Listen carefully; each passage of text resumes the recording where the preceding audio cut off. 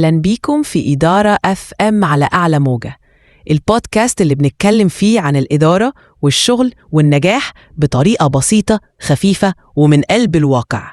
وفي كل حلقة هناخد كتاب جامد نقرأ فيه ونقول لكم أحلى ما فيه، سواء كنت لسه بادئ في الشغل أو ماسك فريق أو حتى بتدور على طريقة تدير بيها يومك. إحنا هنا علشان نساعدك تتعلم وتطور من نفسك خطوة بخطوة. فيلا بينا نبدأ حلقة النهاردة. النهاردة هنغوص شوية في أفكار واحد من أشهر كتب المساعدة الذاتية المالية، اللي هو الأب الغني والأب الفقير لروبرت كيوساكي. معانا ملخص للكتاب ده. أهلا بيك.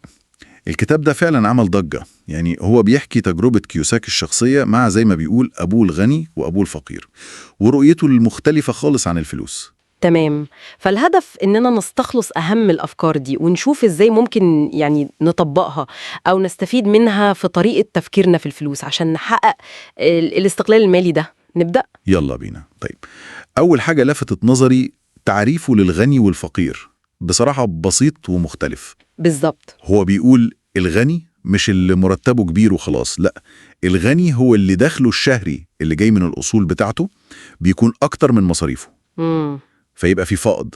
صح. أما بقى الفقير أو الطبقة الوسطى فدخلهم يدوب بيكفي المصاريف أو يمكن أقل كمان، فبيعتمدوا أساساً على المرتب وعايشين دايماً على القد. هي دي النقطة، مش مهم بتقبض كام قد ما مهم الفلوس دي جاية منين وبتديرها إزاي. تمام قوي. وده ياخدنا على طول للنقطة التانية اللي هي سباق الفئران. أيوة، دي من أكتر الأفكار اللي علقت مع الناس. كيوساكي بيشوف إن دي أكبر ورطة الناس بتقع فيها. إزاي؟ إنهم بيشتغلوا عشان الفلوس، ولما دخلهم بيزيد بدل ما ياخدوا الزيادة دي ويستثمروها بيعملوا إيه؟ بيزودوا مصاريفهم، يجيبوا بيت أكبر، عربية أحدث، التزامات أكتر. يعني اللايف ستايل بيكبر مع الدخل. بالظبط كده. فبيفضلوا محبوسين في نفس الدايرة المقفولة دي، شغل عشان تسدد الفواتير والالتزامات، مهما المرتب زاد بيفضلوا يجروا في مكانهم زي الفار اللي بيجري في العجلة بتاعته. وهم الأمان الوظيفي بقى اللي بنسمع عنه ده. طب الخروج من السباق ده إزاي؟ أعتقد هنا بتيجي النقطة الجوهرية في الكتاب كله، اللي هي الفرق بين الأصول والخصوم. هي دي بصراحة القاعدة دي لوحدها ممكن تخلي الواحد يعيد تفكيره في كل حاجة بيمتلكها. طب إيه هي الأصول ببساطة من وجهة نظره؟ بصي، الأصول هي أي حاجة بتحط فلوس في جيبك بشكل دوري. أي حاجة بتدخلك دخل، زي مثلا أسهم بتوزع أرباح، عقار انتي مأجراه وبيجيب إيجار كل شهر، مشروع صغير كده شغاله بيجيب فلوس. تمام. حتى لو حاجات بسيطة زي حقوق ملكية فكرية لكتاب أو كورس أو حاجة، أي حاجة بتشتغل وتجيب لك فلوس. والخصوم هي العكس طبعا. أيوة، الخصوم هي أي حاجة بتسحب فلوس من جيبك بشكل دوري، يعني أقساط قروض، مصاريف العربية بتاعتك، بنزين، صيانة، تأمين، حتى البيت اللي عايشين فيه. إزاي البيت خصم؟ أغلب الناس بتعتبره أصل. هو هنا بقى كيوساكي بيختلف، بيقول البيت اللي انت ساكن فيه ده بيسحب منك فلوس كل شهر، صيانة، ضرايب، يمكن قسط لو عليه قرض، مش بيدخلك فلوس إلا لو بعته. فهو بيفرق بين الاستثمار في العقار بغرض التأجير أو البيع وبين السكن الشخصي. السكن ده بيعتبره خصم. نقطة فعلا تخلي الواحد يفكر.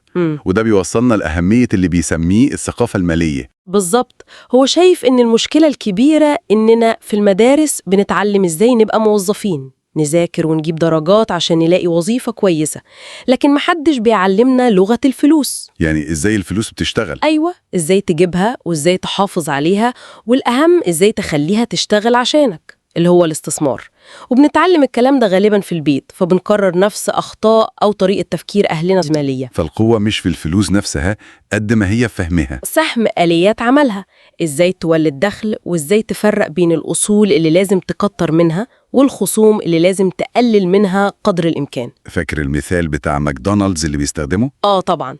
مش مهم مين بيعمل أحسن ساندويتش، المهم مين عنده أحسن سيستم أو نظام عمل بيضمن الأرباح ماشية.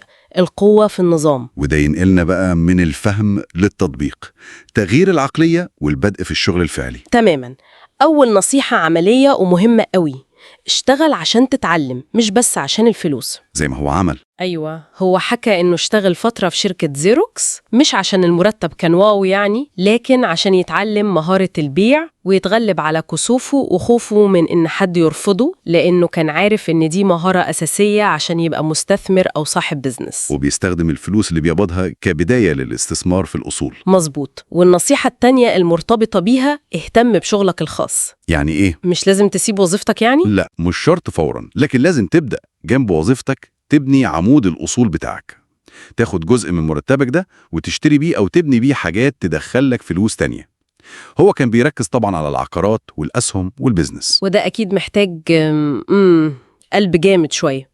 التغلب على الخوف جداً. الخوف من الخسارة، الخوف من المخاطرة، الخوف من إنك تجرب حاجة جديدة. كيوساكي بيأكد إن مفيش حد غني أو مستثمر ناجح ما خسرش فلوس قبل كده. الفرق كله في إزاي بتتعامل مع الخسارة دي. بتعتبرها درس؟ بتعتبرها درس وفرصة تتعلم وتعمل أحسن المرة الجاية، مش نهاية العالم. هو بيقول إن الشجاعة في إنك تاخد الخطوة أهم بكتير من الذكاء النظري بس. ولازم كمان نتغلب على التشاؤم والشك، حتة إن الواحد يسمع كلام الناس اللي بيحبطوه. فعلا، زي قصة صاحبه اللي كان فيه فرصة عقار بسعر لقطة أيام أزمة، وصاحبه ده اتردد عشان جاره قال له لا السوق بيقع والدنيا هتخرب، وخسر الفرصة. وخسر فرصة كبيرة جدا لما الأسعار رجعت طلعت تاني.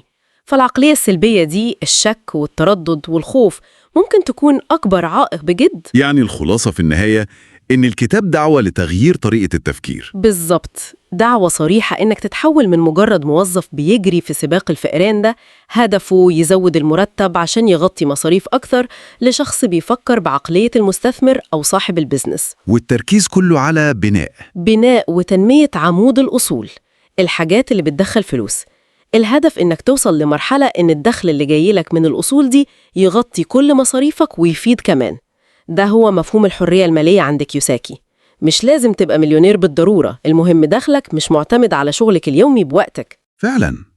التحول ده في العقلية مع التعليم المالي المستمر والتركيز على الأصول بدل الخصوم، هو ده ممكن يكون بداية الطريق لأي حد عايز يوصل للاستقلال المالي. وممكن هنا نسيب سؤال كده للتفكير بعد ما نخلص كلامنا.